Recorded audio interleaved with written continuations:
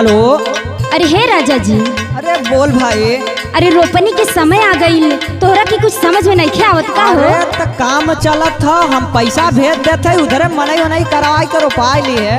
अरे हमरे बस के नहीं खे। सुना सुनाओ भाई। ये मोरे राजा, ये मोरे राजा,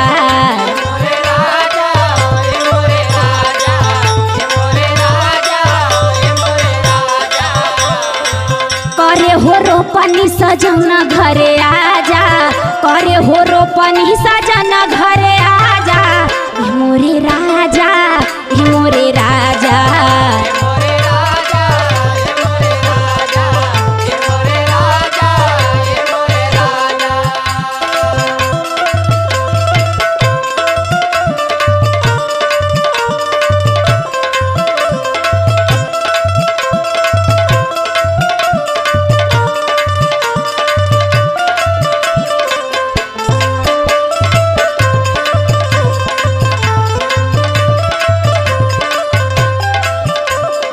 सुना हमार बात।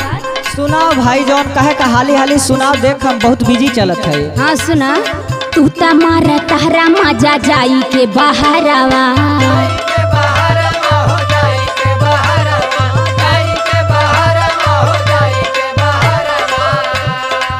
के देखी तोहर सैया घरवा दुहरवा,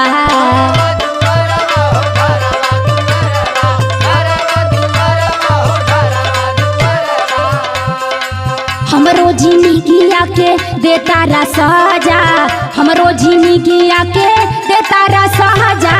हे मोरे राजा, हे मोरे राजा,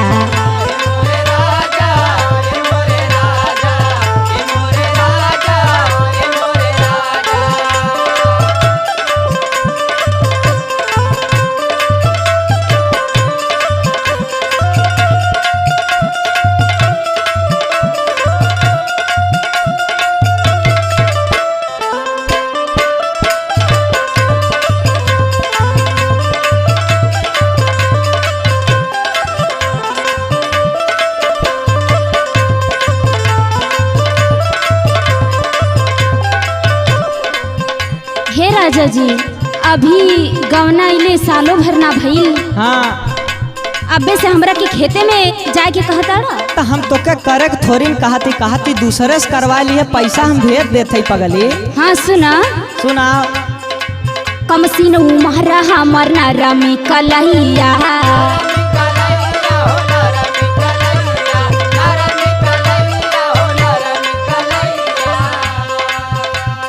बात ना माने हो सैया तोहर छोटका भैया,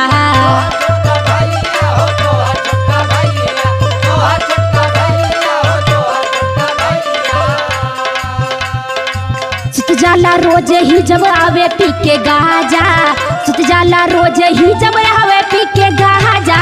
ये मोरे राजा, ये मोरे राजा,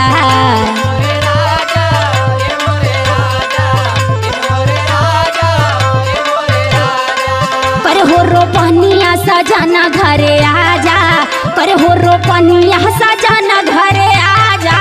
मोरे